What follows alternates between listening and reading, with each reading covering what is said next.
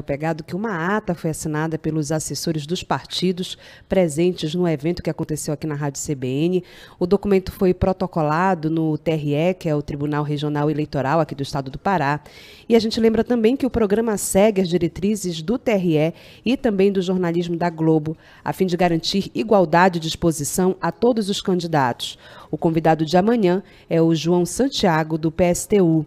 A transmissão é ao vivo, das 10 às 10h25, aqui na 102.3 FM. Você sabe, é claro, pode também estar acompanhando no nosso canal no YouTube, no endereço youtube.com/CBN Amazônia.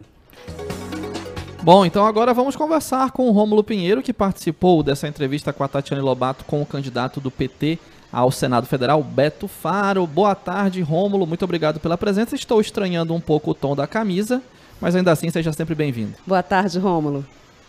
Boa tarde, Dani. Boa tarde, meu grande amigo Tetra. Dani, eu vou te contar um bastidor aqui, Dani. Copa de 94, esse rapaz, quando ganhou, ficou gritando Tetra uma semana. Por isso chama ele de Tetra.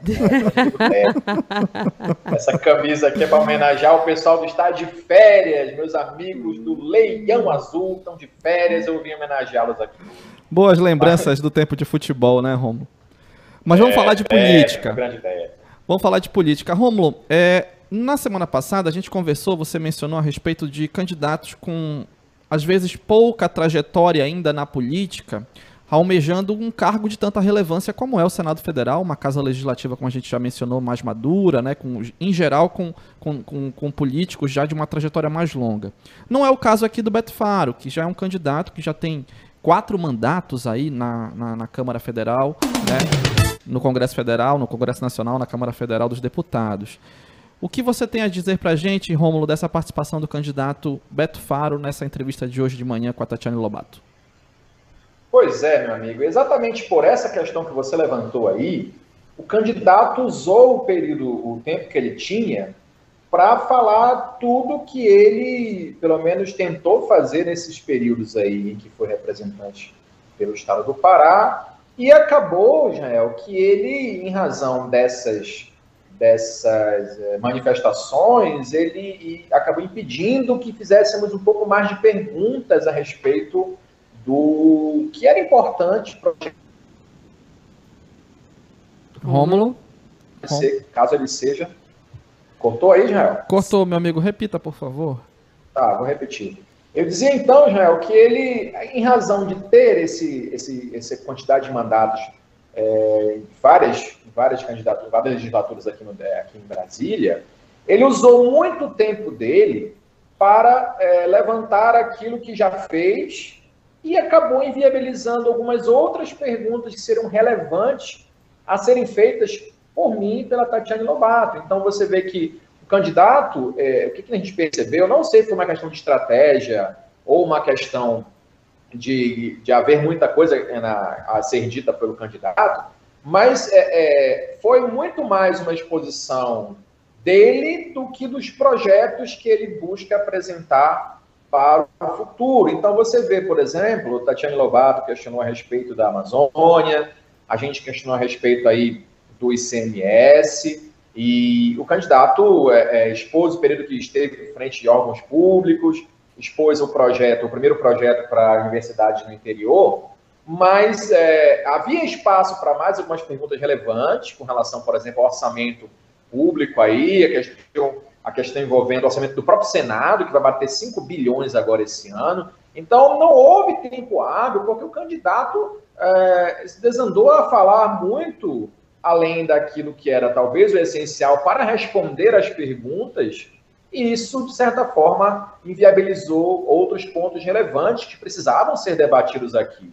Note, Israel, que quando foi questionado a respeito do orçamento secreto, e eu fiz essa pergunta aqui para ele falou que era contrário sobre o orçamento, enfim, que não havia uma transparência, o que todo mundo sabe, né? Só que o segundo ponto que não foi possível perguntar, e eu que gostaria de ter perguntado, mas não houve tempo, é se isso ia ser mantido caso o candidato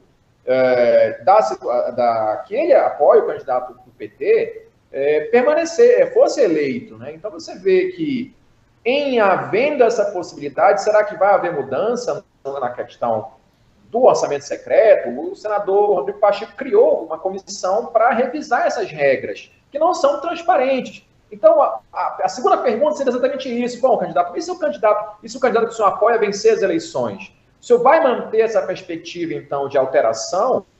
Porque hoje a gente sabe, por exemplo, que o Ministério, antigamente, da Economia, os ministérios é que decidiam onde iam ser alocadas as verbas das políticas públicas que passavam lá pelo Congresso. Hoje, com o orçamento secreto, por exemplo, com as emendas do relator, o Ministério já não faz mais isso. O próprio Poder Legislativo é que determina onde essas emendas, os valores dessas emendas serão aplicados. Então, o candidato falou que não concorda com isso, mas a pergunta importante é, caso o candidato só dê o suporte e ganhar as eleições, o senhor mantém essa ideia de não concordar com essa transparência? Então você vê que, a não ser que tenha sido uma questão de técnica ou tática do candidato ou um atropelamento das ideias dele, não foi possível expor aí ou perguntar mais informações relevantes de projetos que ele tem aí para essa legislatura dos próximos 8 anos do Senado, meu amigo. Agora, Rômulo, se por um lado, né, faltou realmente essa exposição aí do que vai ser feito, as proposições do candidato, né, do que ele pretende fazer caso seja eleito, por outro lado, sobrou, né, críticas aí à atual gestão federal, né, do Executivo Federal, né? Pois é, Dani, é uma prática muito comum que nós vimos em outras entrevistas. Rômulo? Ele fez o oposto. Tá ouvindo? Cortou, né? Novamente, Rômulo. Cortou no momento, Rômulo, que você falava assim, que vocês viram isso em outras entrevistas. Nós vimos em outras entrevistas candidatos fazendo a mesma coisa em sentido oposto. Então, nossa primeira entrevistada aqui foi, se não me engano, o candidato Márcio Sabá. Então, ele veio a enaltecer o governo atual.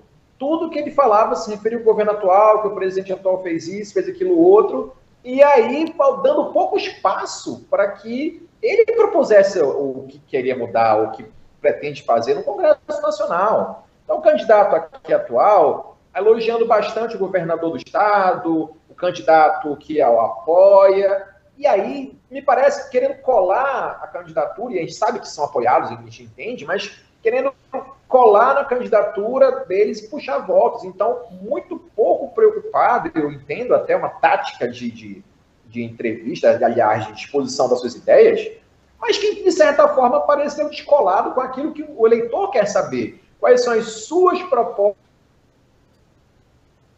E não porque o candidato X o apoia, o candidato Y o apoia, isso aí acaba sendo um descompromisso com aquilo que nós, eleitores, precisamos saber, que é o que o candidato pretende fazer no dia 1º de janeiro, a partir do dia 1º de janeiro, aqui em Brasília, no Senado Federal.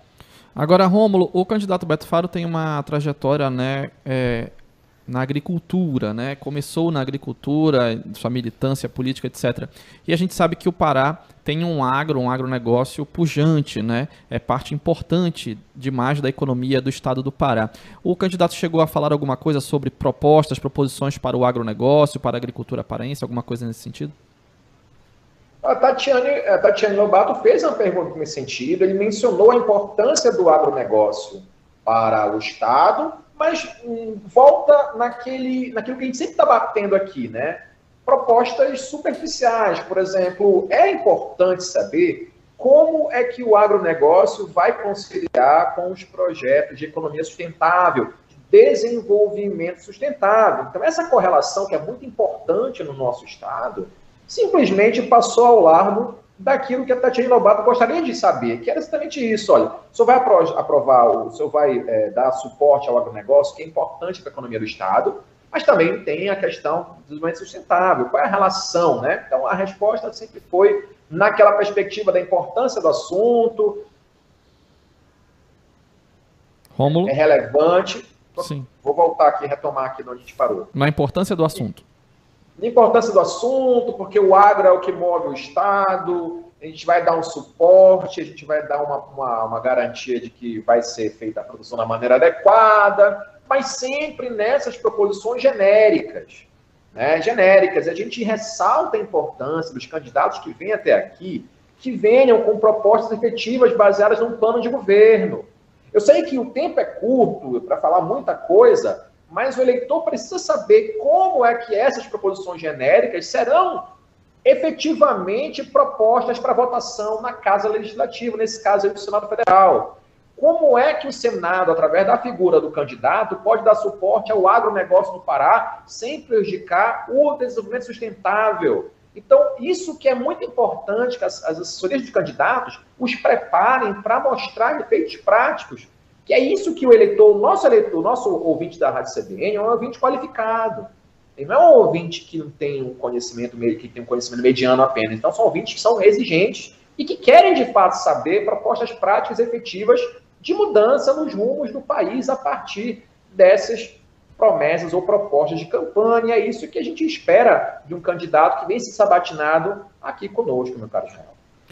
Muito obrigado, Rômulo, pela participação, pela análise, pelos comentários. E como a Daniele Gomes mencionou, amanhã é o dia da entrevista do candidato ao Senado, João Santiago, do PSTU. Muito obrigado, Rômulo. Um grande abraço. Obrigada, Rômulo. Forte abraço, Dani, Israel. Até amanhã. Um abraço. Abraço. 3h48. Intervalo, Daniele. Intervalo. Já voltamos.